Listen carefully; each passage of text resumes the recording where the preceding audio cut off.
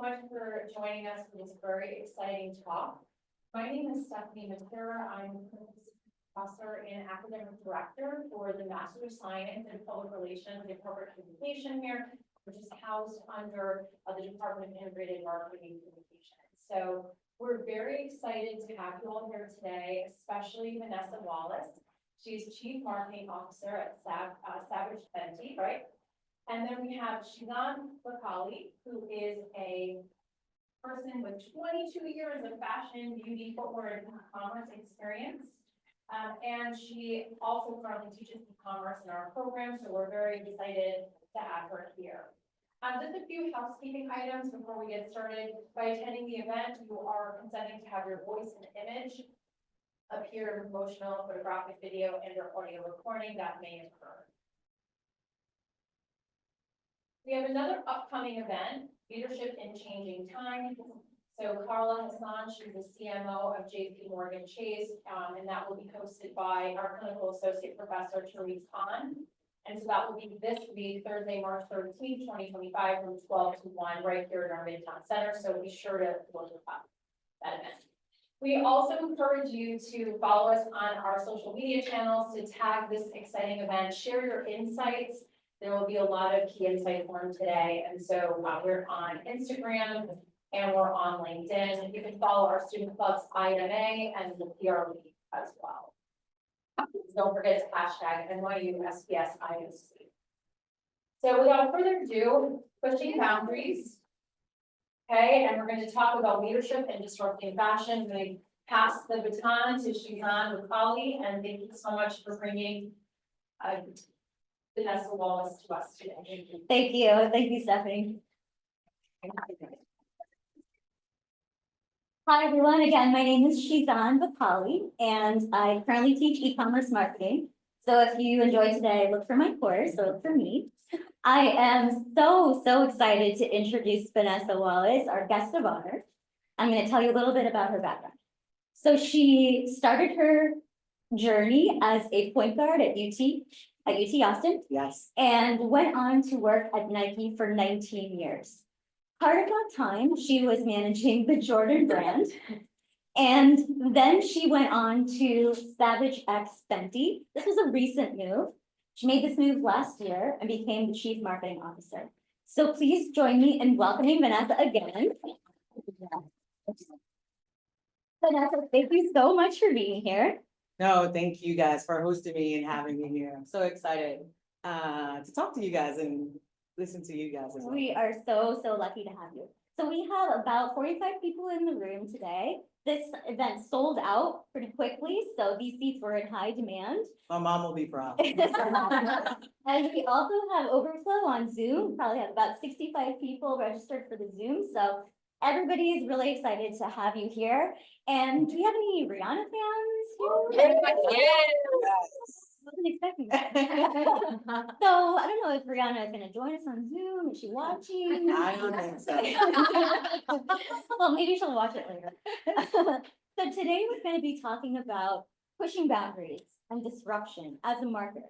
Okay. Now, we've both been in lots of marketing boardrooms talking about disruption. It's what I think every marketer at their core and their heart wants to be disruptive in some way. Absolutely. The brands that do it well, so let's just talk big picture. Yeah. The brands that do it well, what do they have in common? Oh, really great question. I think from my experience, I think the brands who do it well are really clear about who they are. And the reason why I start there is because when I was at Nike, it was like listening to the voice of the athlete, or at Savage right now, we have our subscription-based model and we get the opportunity to connect with our VIPs. And it's being really clear of who you are, what your value prop is. And then you can start to landscape the marketplace and figure out what are those opportunity areas to provide disruption. I think at the onset of Savage, we call Rihanna, she obviously is the founder, but she's a chief visionary officer.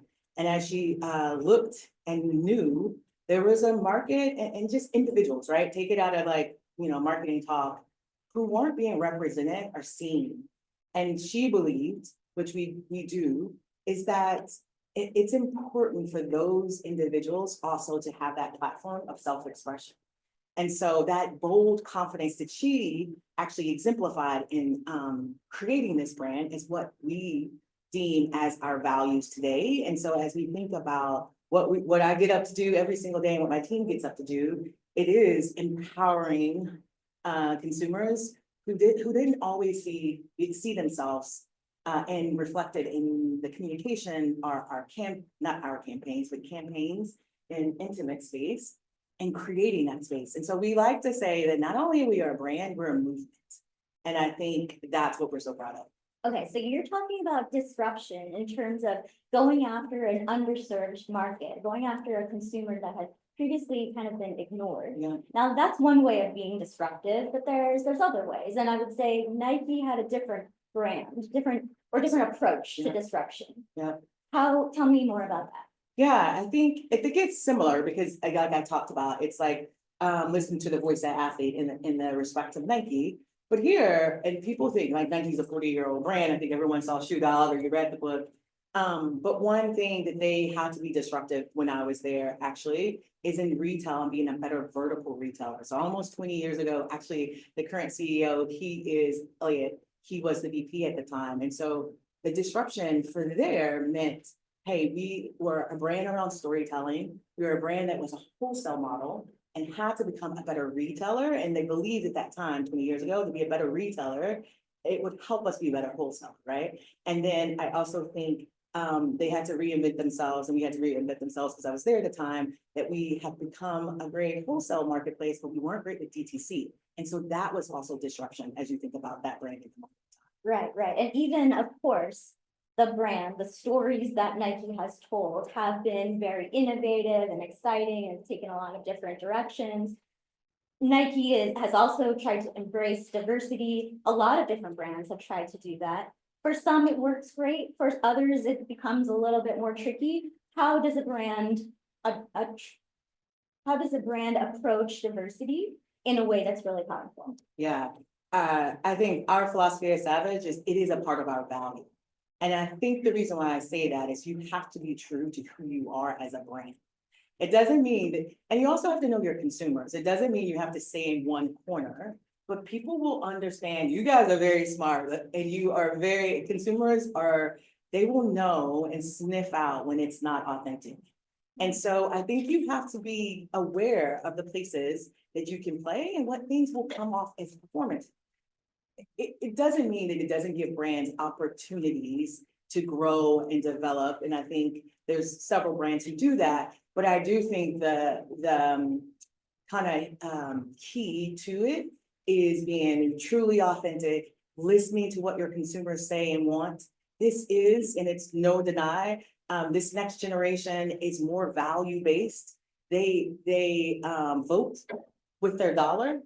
And so I think you have to be aware of that in anything that we do. And so at Savage, that's why. And the only reason I go back to us is it's not just a tactic, it's who we are at the core of our values. And that bold inclusivity is what we obsess every single day. And the way that we pay that off is we have, we create bras in 47 different styles. So 47 different sizes. So when you talk about being inclusive, we're putting our money where our mouth is by actually bringing that to market in the products that we serve. Okay, so let's go deeper on Savage X. So for years, for decades, Victoria's Secret was the dominant player in intimate apparels, right? And they kind of set the tone and created the conversation around what is attractive, what is sexy. They dominated that. And then here comes Savage X in the last handful of years with a whole new approach, a whole new offer, and totally disrupted the status quo. Yeah. It made such an impact that Victoria's Secret definitely took notes and hired the Savage X CEO for themselves. So that doesn't say we noticed you, what does? Oh. So talk about what you encountered when you walked in the door last year. To us, the brand is on fire. As an operator on the inside, what did you see? Yeah, really great question. And a really good recap of the last 8 months. I would say our CEO left Hillary, amazing. We wish her all the best. To your point, I do think this brand was born out of that disruption and that hole in the marketplace. It has made, since coming in and the departure of Hillary, I do say it made my onboarding really quick. That was week 3 of being on the new job. And I say that in jest, but I do think the reason why I say that is because as a leader, it meant I needed to get up to speed really quickly on the brand, the business, the marketplace, what we needed. And I'm actually going to deviate from the question a little bit, but it made me focus on my team. As you can imagine, there was transition. And so I had to make sure that as I was doing my 30 by 30s and onboarding in this organization, it was really important that they saw a leader that was committed, as well as reassuring them of our roadmap ahead. I also think it's great because at the end of the day, you know, the big players, whomever those big players are in whatever category, it's beneficial to consumers that there is a competitive nature. And So you so don't worry if Victoria's Secret tries to steal some. they can have the pages from your flavor. They don't know all our plays, you know, Okay. and I think, and just, it makes the category more representative of the communities that we serve. And so fundamentally, I believe that. I think it also gave me as a leader an opportunity to grow and develop in the moment and read and respond to what our teams needed. And we have the best thing that Hillary did is provided us with an excellent leadership team. Okay, fantastic. So who's on that team? How big is it? What's the team like? Yeah, really great question. We have leaders across different functional areas. So we do have a COO that has the traditional, disciplines that report up into him. We have our CEO, Shauna Drumright. We also have our chief merchandising and product developer. We have retail, head of retail. We have me, who's like growth, marketing, and comms. And then we also have folks who focus on wholesale that are part of our, cross-functional executive leadership. Okay, gotcha. So what kinds of initiatives are you working on? You're 6 months in, you're how many months in? Yeah, I started in August. So what is that? 8 months? Is that right now? 8 Yeah, months, yeah. okay. Yeah. So part of that time probably was spent just kind of learning Yes. as fast as you could. And what are you, now that you're probably getting your footing, where are you going? What are you working on? Absolutely. So yeah, my first focus was understanding, while I had a long history in footwear and apparel, intimate space is different. And so I had to understand who our consumer was. I talked about our VIPs, who they were, their demographics, what they were looking for, connected with our data and analytics team to get information on how they shopped. We were an e-com based business. We were moving into wholesale. What does that look like? So that's a little bit of like the first part of my onboarding. What we are focused on in the future are a couple different areas. I think that there is a assessment around our micro influencer program. And the reason why, when we launched, that was really, really a strong program for us. I think where we have opportunities to continue to engage, it's like, it's really important for us to connect with those communities and those niche communities and make sure that we're driving the stories and the products and information they need. You guys are the best validators. When you have an amazing product, like there's a lot of ladies in here, so I can talk to you directly, and one Jen, which I appreciate, is when you have that most amazing bra. Yeah. And after 8 hours, you still feel great in it, you're gonna talk to your girlfriends about it and tell them about it. And I say that really honestly is because our micro influencer program gets us in places that we can't necessarily connect at a broad scale, in a scale level. But we are able to connect with them on the product. They give us feedback. They're the ones who are evangelizing that. And so I think that word of mouth kind of marketing is very, very important. I think another area that you'll see us focus on is our own retail doors. I think it's important to make sure as we go into our stores, and we have 14 stores, that we're making sure that our consumer journey and experience, we are obsessing and communicating to consumers as they come through what products we love, the product benefits, et cetera. So that's kind of 2 areas that we would focus in. And then the last thing I would say in that space is in February, which is really exciting. We had always had men's intimates products, we had the last several years, but we just launched men's lounge. And we had an ambassador, Marcus Stroman, who's an MLB Yankees and Yankee fans in the house, and he was actually who we were able to launch that with. And so even when you think about disruption or representation, it was important for us to even connect with guys in that space. Okay, fantastic. And where is Rihanna in this? You mentioned some of the products. Would love to hear if she has influence over that and. Absolutely, Awesome. absolutely, absolutely. You know, Ree is one of those people that actually moves culture. And so she has an unbelievable knack of understanding trends, understanding fashion, right? And pushing that envelope. And so she is our chief visionary officer. So for instance, our design team, we actually were talking to her team last night and today on when we'll get concepts for future seasons in front of her so she can validate, give her feedback, provide insights, etc.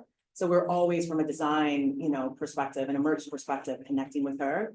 I get the luxury of sharing concepts with her, which is pretty exciting. And she has a vision of what is disruptive or pushes us in areas and ways.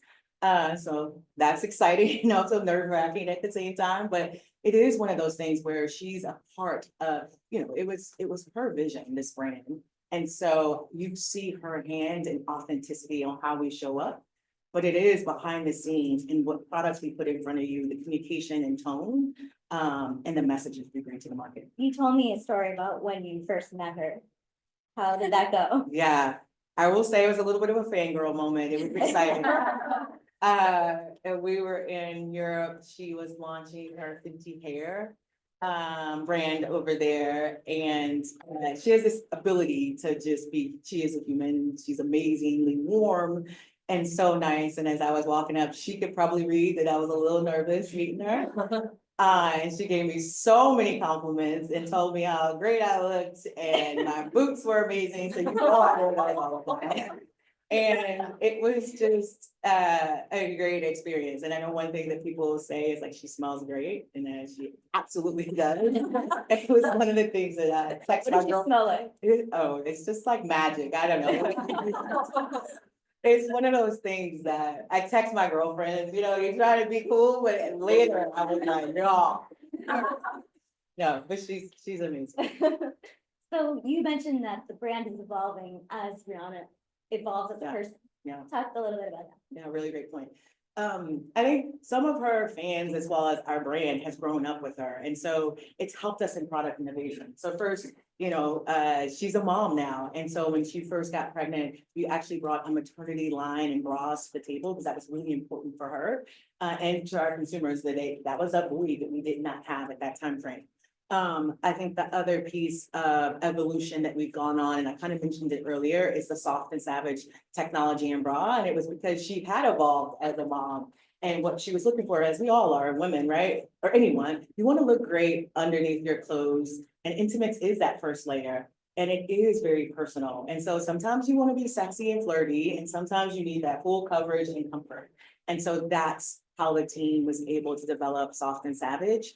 And then last year, the campaign predates me, but I was here when we actually launched it, is our Christmas campaign, holiday campaign. And it was around our onesie. And she actually had her sons in the campaign because we had a mommy and me kind of moment around products. So we are continuing to not only grow with Ree and her evolution, but meeting our consumers on their evolution as well. But inclusivity remains a really important part of the brand. And other brands, of course, have taken notice of that, right? So I mentioned Victoria's Secret, they have increased the diversity that they feature in their campaigns. And many, many other brands, whether they're in intimate apparel or other adjacent categories, have started to do the same thing, have started to take a much more diverse approach to casting, to messaging. How does Savage X stay fresh, stay ahead of everyone else, or continue to innovate on that front? Yeah, I don't see us departing from that, right? In this day and time, I know we all are aware of it. It's even more important for us to be more savage than ever. And it's not just a marketing tactic or tool, it's truly who we are at the core of our business. You know, the lingerie market is a $16 billion marketplace. And like I said, we have in some of our bras, we go through the, you know, intentionality and fit and assessing that. So we have 47 different sizes. And that's just that's part of our ethos of how we design our products, how we come to market to those products. And so I think the opportunity though is continuing to figure out where are those, you know, white spaces for us to continue to push through. But ultimately, we sit back and we know that we're doing the right thing because we are aligning to who we are as a brand and our values, and consumers are voting for us, as well as we get that two-way dialogue, which I think is really important from our consumers, whether they're talking to us on social, whether we do shop alongs with our VIPs, and they're giving that feedback and listening. I love the idea of inclusivity being the way that you disrupt, that you recognize that there was a very singular vision of who the intimate apparel customer was, but there's this whole other universe of people who weren't being served. And so it was disruptive to go after this much bigger population of people. Yeah, absolutely. So, because not every day people are fashion models, right? It's Right. every day, like, so that is truly. right, so it's really gonna change the way people think about sexiness and the way people think about how do I feel attractive in my own skin. Absolutely, and I think that's why I go back to, you know, we have this saying internally, and it stems from Rihanna in terms of, it's not a brand, it's a movement. And so no one size is sexy, right? Bold confidence is sexy. And so you can be sexy at whatever size, shape, gender, color, etc. But you define that, and we want to make sure that we put that on display, so our community is represented in that regard. Is there, now that the conversation, the national conversation around diversity is changing, and there's a little more tension, or a lot more tension, how do you react to that? What's your game plan as diversity falls in and out of fashion? Yeah, I think it's, like I said before, it is core to who we are. I'll give you an example. So when we were launching our Valentine's Day campaign this past year, really excited about that piece of work, and a couple things. We have this. Yes, so as you set that up, I'll give the backstory on that. One, Rihanna had been affectionately called the patron saint of Valentine's, right? So we cast her as Cupid. And then the campaign kind of slogan and title was Love Your Way. And we had a multitude of different individuals who will represent our larger community. We had Serena Page and Cordell Stewart, who had just come off of Love Island. We had RJ and Devon, they are a gay male couple. We had these three ladies who are, you know, models in the business, but they're actually really friends. And the modeling business actually is how they form their friendship. And so our message was, no matter however you choose to spend your Valentine's Day, Cupid would enable you to love your way and love on your terms, whether that was the other cast members I forgot to mention is LeBlanc sisters, so they're younger sisters on TikTok. And so whether it's your sibling love you wanted to show, whether it was with your girlfriends or your significant other, we as a brand wanted to show up and provide you the products and or services for you to love your own way. And so that's how we continue to push that message with both the product, but that launched in January. And so it was pretty important that that moment in time, we were true to who we were. It also, Valentine's Day, I don't think I said this, is our Super Bowl. So it is we come off of a strong Q4 to go into Q1 in Valentine's Day. And it was the first campaign that I actually worked on. So for all of that reason, I think it holds a special place in my heart, but it also was disruptive in what we were trying to communicate. I love that without directly connecting it to that conversation, you responded in your own way and in a really powerful and lovely way that encouraged your consumers to stick with you. We're not abandoning this line of messaging. We're really committed to it. I like that. Okay.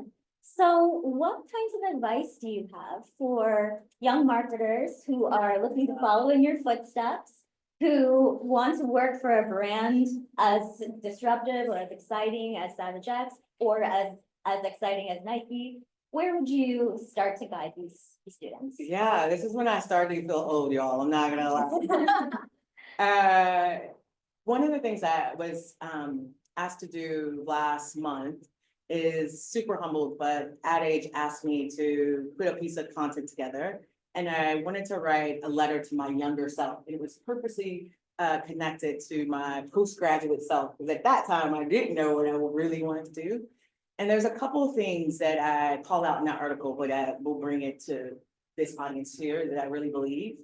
One, it is the power to like celebrate the moments. And I'm gonna start there first because, you know, we get in this rat race of there's so much coming at us.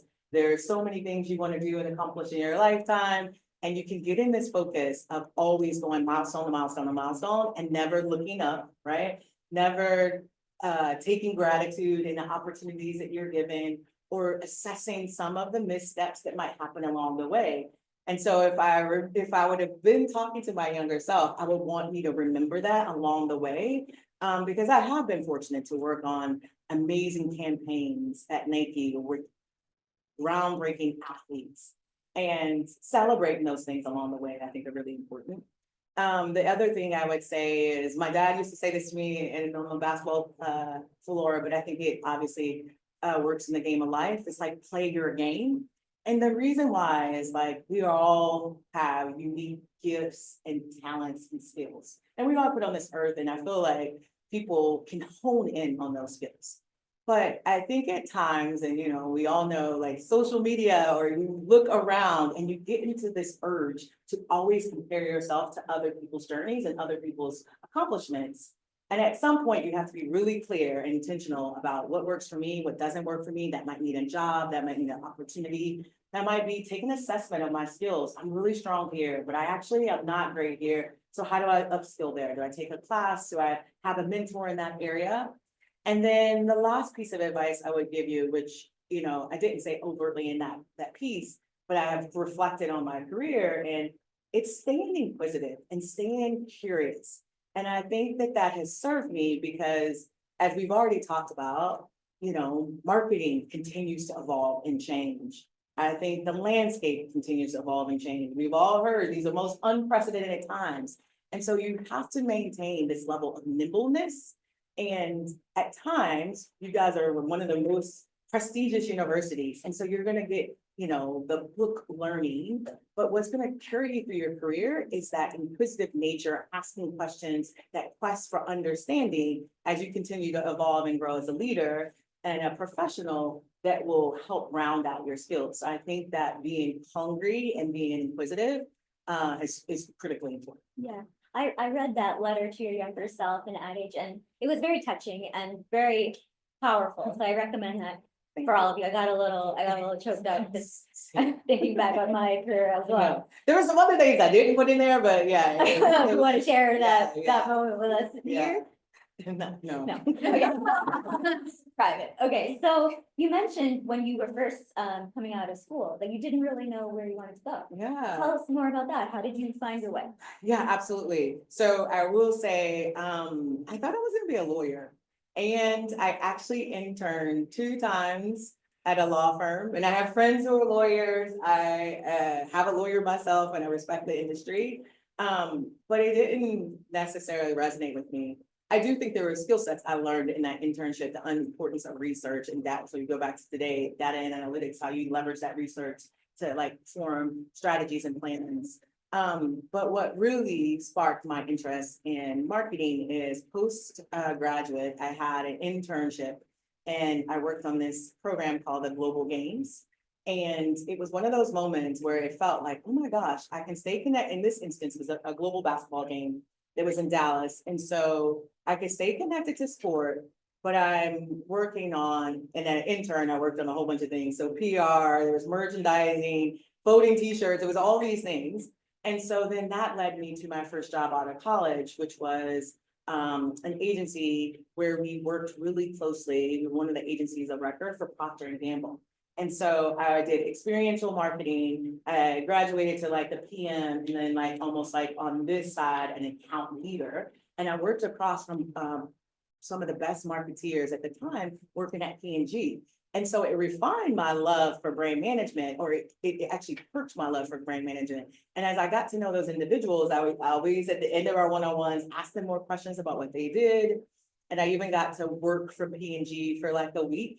And so I had worked in this organization at this agency for a few years, and I traveled a lot. And I either was gonna go to business school, because I was like, I know what I want to be now, I want to be a brand manager.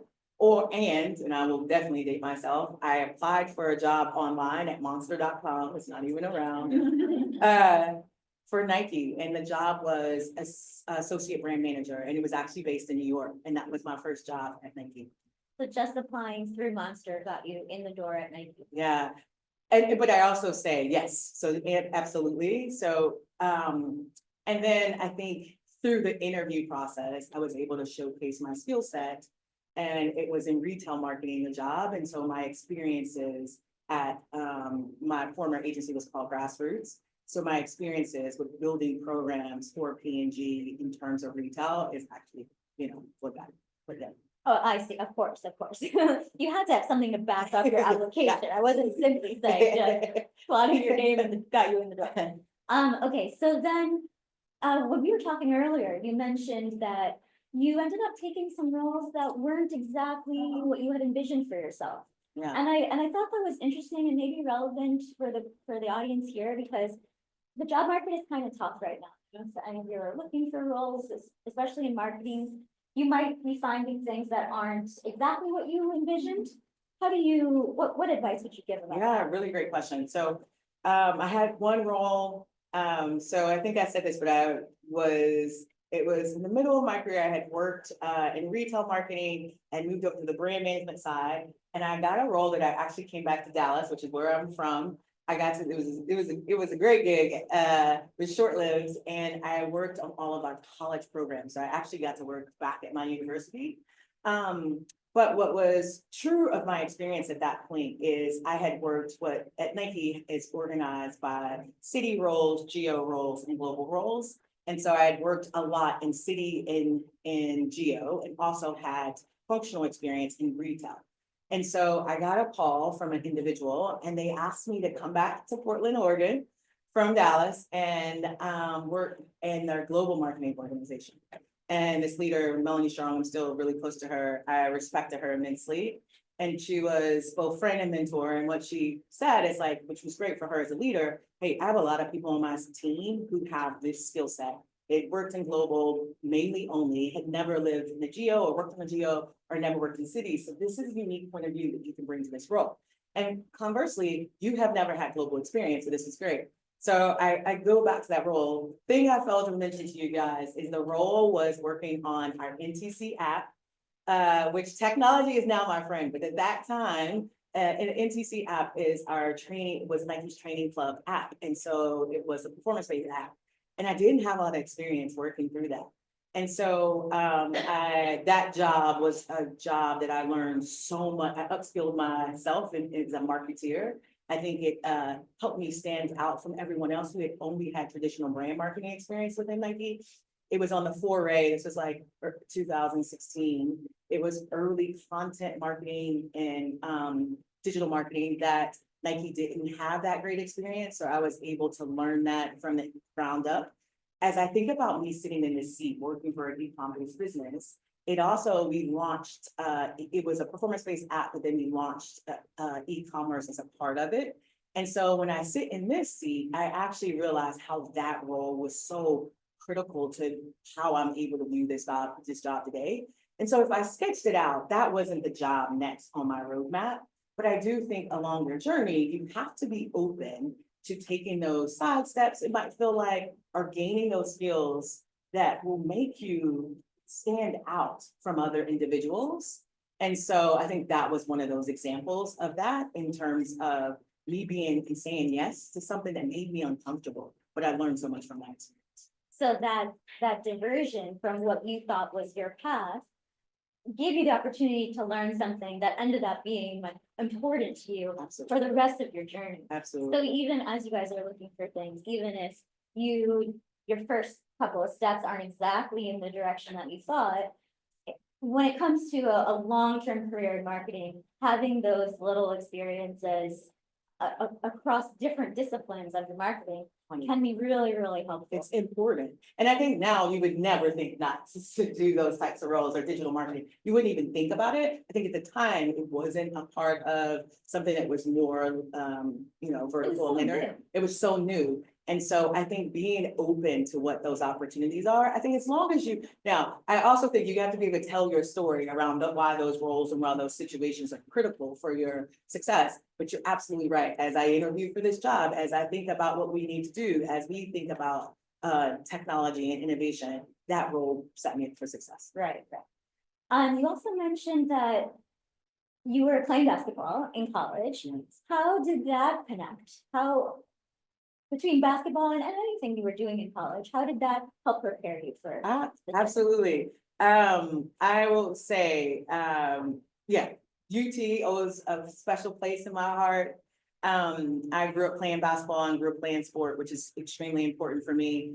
I think at the time, I even chose the school I went to because UT, University of Texas, and my coach at the time, Jordy Conrad, who was the women's AD, were a pioneer in women's sports. And as I was thinking about where I wanted to go and had the opportunity to choose at a lot of different schools, I wanted to be somewhere who had championed women's sports because it was evident in how they invested in it. It was evident because we had, tens of thousands of people in our stands. So you got to perform in front of those individuals and really, just as much as we know in Texas, especially football is king, that women's sports were important. So I start there, and it was the reason why. So I always say my career is at this intersection of inclusivity, sport, entertainment, and fashion. And so it's always been core to who I am. I think the other piece to that, and for those people who know sport or basketball in this instance, I was a point guard. And so I was one of those players who had the ball in my hand, extension of the coach, but I always wanted to give my teammates assists. And that's when you give someone the ball in a place where they score, right? And what I wanted to make sure, and as I think about that in my role today, even as a CMO, on my executive team, I am a leader amongst my peers, but I also want to make sure I'm setting them up for success, whether it's our programs, whether it's our strategy, whether it's even how I'm working. I think that's one way. And if I think about my team, I like to see myself as a player coach, right? It is my role to set the vision for our team, for sure, and have an aspirational brand. But it also is my opportunity to connect with my team. I like to brainstorm with them, provide coaching feedback, that pat on the back. And then last but not least, I would say just in terms of like the development, you can't, and I think you can get this in a multitude of ways. I think sport is what provided this. You can be in part of an organization or clubs or in arts. But it allowed me to be creative. It also allowed me to have balance, structure. You had to travel and do tests on the road. You had to show up to class. So my time management. And as I think about and zooming out, some of those skills I developed when I was at college, I actually take with me today.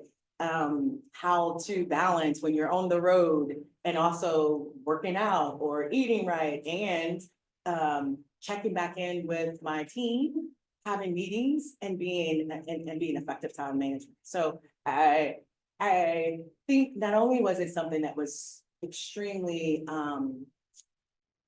I was lucky to play in that arena. I think when I look back at my journey, I don't remember all the games I played in or the points I scored. I do think it's the community around me, and those women are still important to my life. That's some of the people I was texting when I mentioned earlier.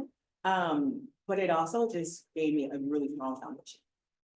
One of my takeaways from your answer is the hustle never stops. Yeah, never does. You are, of course, hustling in this new role, and it's keeping you busy. What would you look for on resumes for students who are applying for a role at Savage X or just at anywhere that you've been in the past? What kind of experience would you want to see? A variety of experiences. I do recognize, we were talking about this earlier, that with the internet and experiences. There's a lot of things you guys are able to do during college and even high school that was unusual to us. However, I think whether there are paid internships or unpaid internships, I even saw before, we talked about clubs you can be a part of, all of that are developing your skills. So as you think about, setting yourself apart from other people who are applying for those same jobs, I think having that variety of experiences are going to be really, really important. I think the more you can be collaborative in that, I know we all have had, class projects, you have to work within groups. That doesn't end when you go to work in the workplace. And I think being able to work and be a high performer, but being able to work in a collaborative manner is critically important. And I look for that.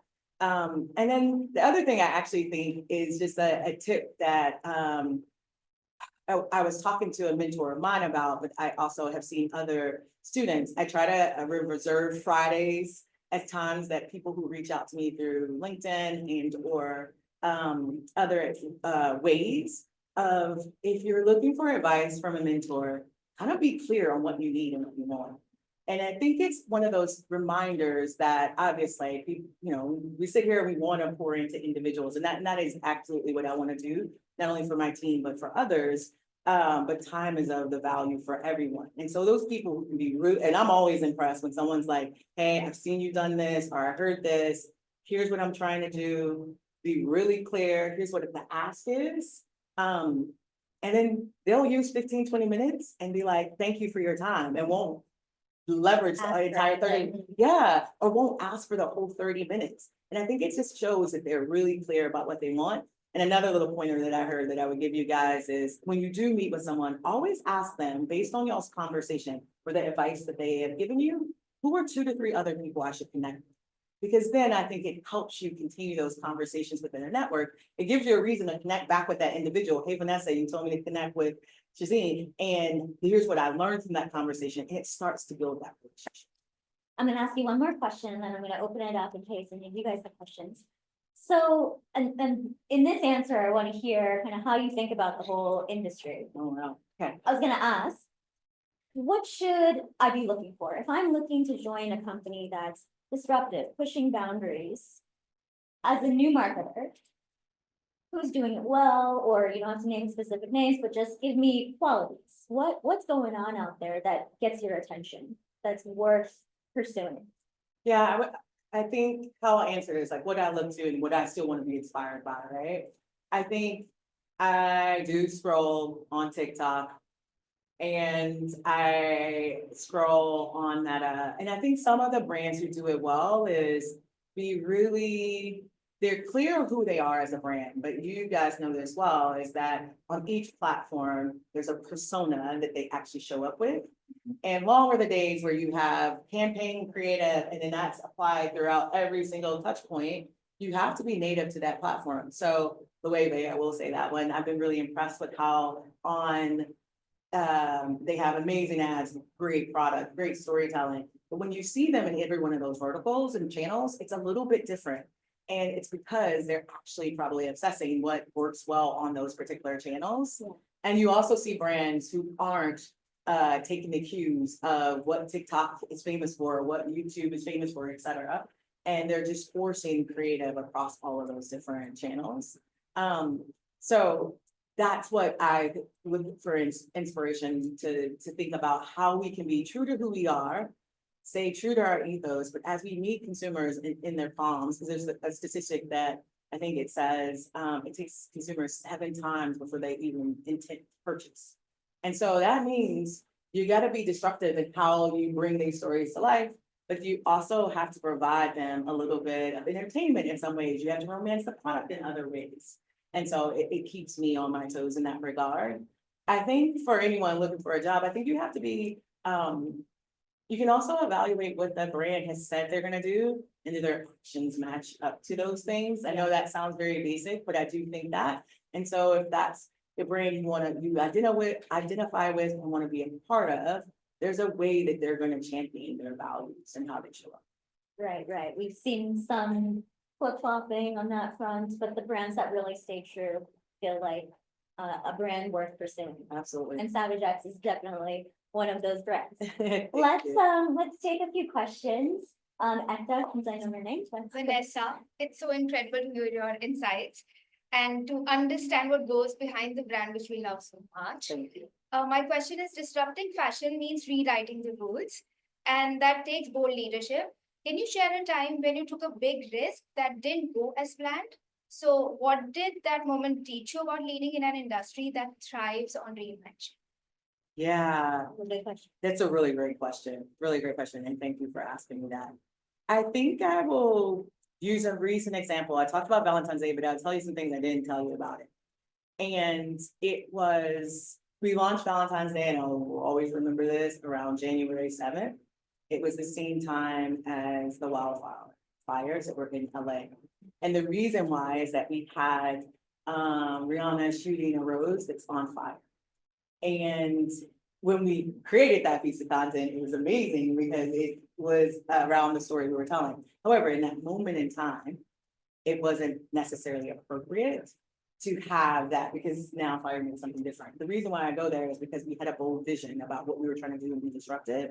And I had to really quickly say, hey, let's take these paid media ads down. Let's change this creative. I also, and I'm giving you a real example of at that time as a leader, some of my team was actually being affected. And so I had to not only think about the business and what we needed to do and quickly have these action steps, I had to think about my team. And while this individual was the person responsible for making that change, they're also being evacuated. And so it was a real-time example of, hey, at this moment, this doesn't strike the right chord. And it probably didn't go down as quickly as I wanted it to, but I also had to be realistic of what our team was feeling and going through in that moment.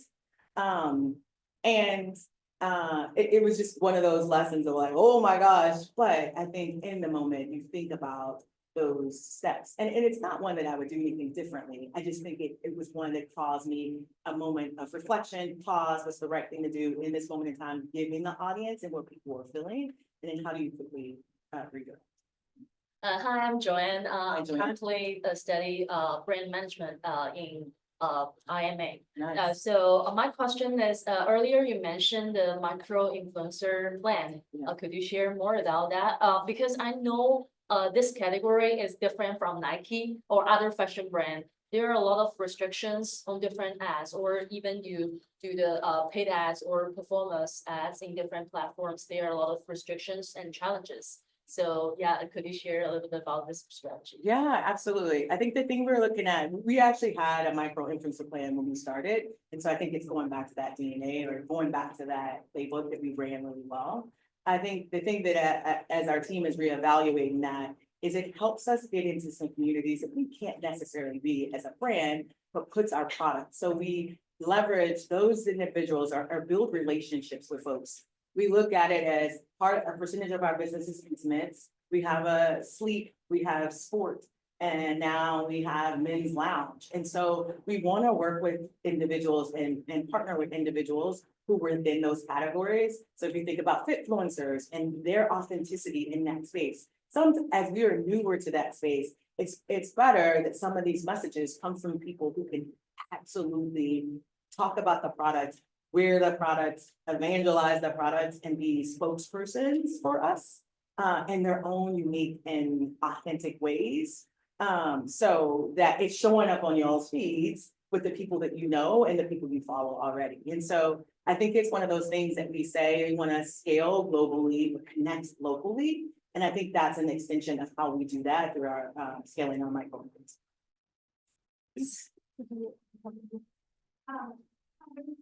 Hi, Lisa.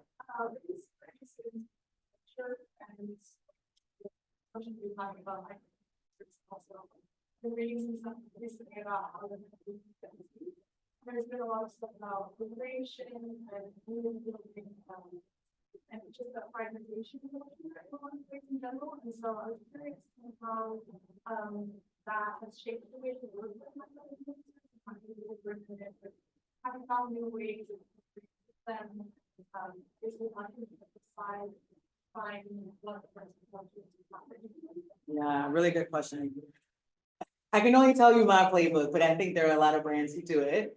I think one of the things I would expand upon is understanding who we serve, right? and making sure that we are reflective of our community. And I know I've said that a lot, but it's that it is influencers of all shapes, sizes, because that is reflection of who we are. I also think as we think about culture is we have to make sure it's a two-way dialogue, because I think we are a brand who likes to move at the speed of culture. We have at our helm a woman who drives fashion and culture. And so it gives us the opportunity and access to be in places.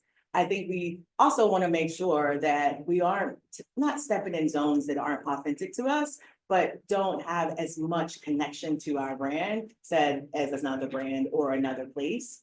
And I think the other thing that we continue to think about, like this co-creation is, and this is a hard one because I grew up in a different era, is like you have to make sure as you're maintaining that balance of some of these content creators, they know what's best for their channel, they know what's best for their platform. And so while we do provide them with a brief of like, here are the key messages around Soft and Savage, around this technology, how they bring it to life is us allowing them to be who they are, right? And that's the reason why, you know, if we want to be, we say we want to connect with our community and their self-expression, that's an example of them expressing themselves and their authentic, unique self. Might not be the exact brief that I created or my team created rather in that instance, but it is giving them license to tell our story in a really unique and authentic way, which they want to be authentic to their community as well. So I think it's a balance in this relationship. We have time for one more. From the back. Hi, my name is Sunani. I'm in the integrated marketing program. I'm also from Texas. Oh, hook the horns, yeah.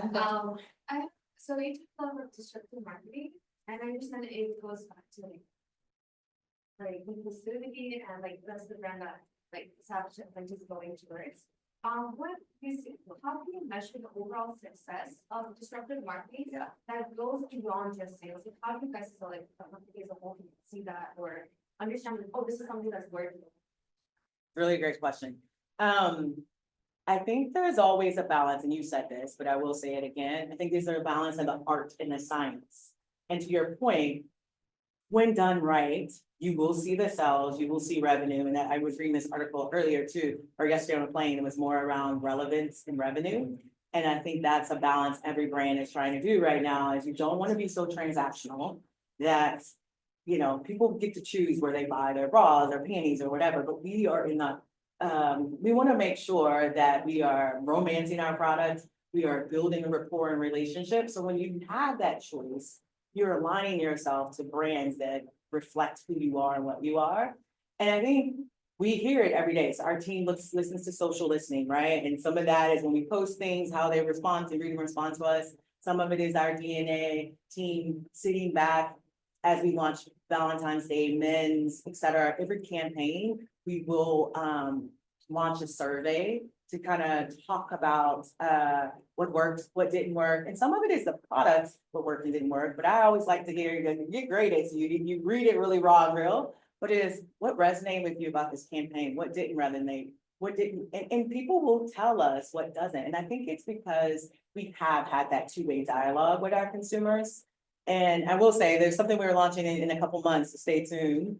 And the Friday, we were on the phone with various folks as we think about that launch, as we think about how we bring that to market, just getting their insights on their experiences in this period in time of their life.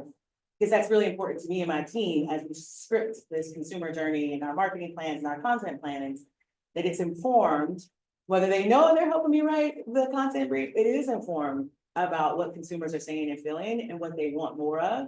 And I think just, I am one of those people who believe that it is that, you know, circle of providing, getting insights, leveraging those insights to drive, you know, more informed decisions in your strategy. And then providing that, getting that feedback and then having it inform whether that's product creation or brand plans. Vanessa, thank you so much No, for thank you, joining guys. us.